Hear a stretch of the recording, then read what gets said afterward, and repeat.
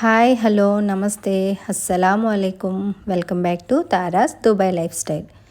ఈరోజు ఒక మంచి హెల్దీ రెసిపీతో వచ్చేసాను. ఇది ఆడవాళ్లకు పిల్లలకు చాలా అంటే చాలా హెల్దీ అయిన కర్రీ అనమాట. స్పెషల్గా చెప్పాలి అంటే డెలివరీ అయిన ఉమెన్స్కి చిన్నపిల్లలకి చాలా చాలా మంచిది. దీంట్లో ఎన్నో పోషక విలువలు ఉంటాయి. ఇన్ని పోషక విలువలు ఉన్న ఈ కర్రీని వారానికి ఒక్కసారైనా సరే తప్పకుండా ట్రై చేయండి. దీన్ని తెలగపిండితో ప్రిపేర్ చేసుకుంటారు.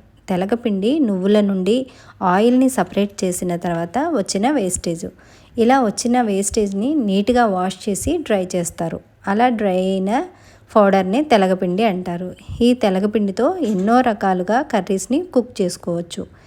ఈరోజు నేను కుక్ చేస్తున్నది తెలగపిండి ఎండు రొయ్యల కర్రీ.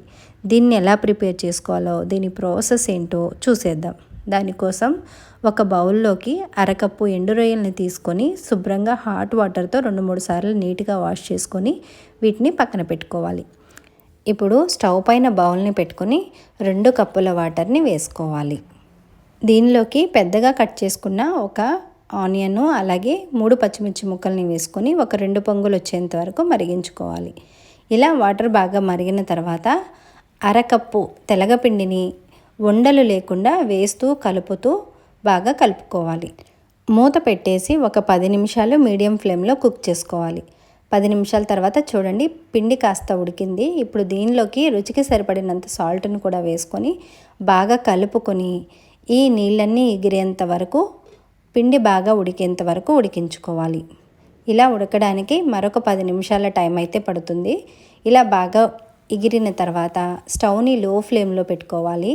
ఇప్పుడు దీనికోసం తాలింపుని అయితే ప్రిపేర్ చేసుకుందాం. దానికోసం స్టవ్ పైన కడాయిని పెట్టుకొని 3 స్పూన్ల ఆయిల్ని వేసుకొని ఆయిల్ హీట్ అయిన తర్వాత 1 టీ స్పూను ఆవాలు, 1 టీ స్పూను జీలకర్ర, ముందుగానే శుభ్రం చేసుకున్న ఎండు రొయ్యలను కూడా వేసుకొని మంచి స్మెల్ వచ్చేంత వరకు ఫ్రై చేసుకోవాలి. ఇవి కాస్త ఫ్రై అయిన తర్వాత పీల్ తీసుకున్న ఒక 10 వెల్లుల్లి రెబ్బలను కూడా వేసుకొని బాగా ఫ్రై చేసుకోవాలి. ఇవి కూడా కాస్త ఫ్రై అయిన తర్వాత 2 రెమ్మల కరివేపాకు, ఒక 4 తుంచుకున్న ఎండుమిరపకాయలను కూడా వేసుకొని మంచి స్మెల్ వచ్చేంత వరకు ఫ్రై చేసుకోవాలి.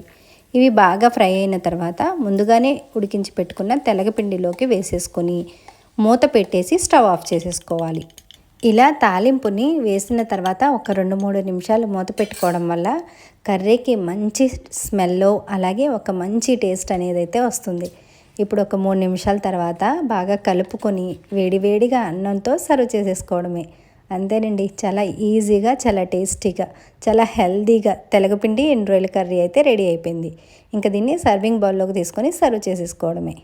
నేను చేసిన ఈ రెసిపీ మీకు నచ్చిందని అనుకుంటున్నాను. నేను చేసిన ఈ రెసిపీని లైక్ చేయండి. అలాగే మీ ఫ్రెండ్స్ అండ్ ఫ్యామిలీతో షేర్ చేసుకోండి. ఇలాంటి మరిన్ని రెసిపీస్ కోసం నా ఛానల్ని తప్పకుండా సబ్స్క్రైబ్ చేసుకోండి. Thank you. అల్లా హాఫీజ్.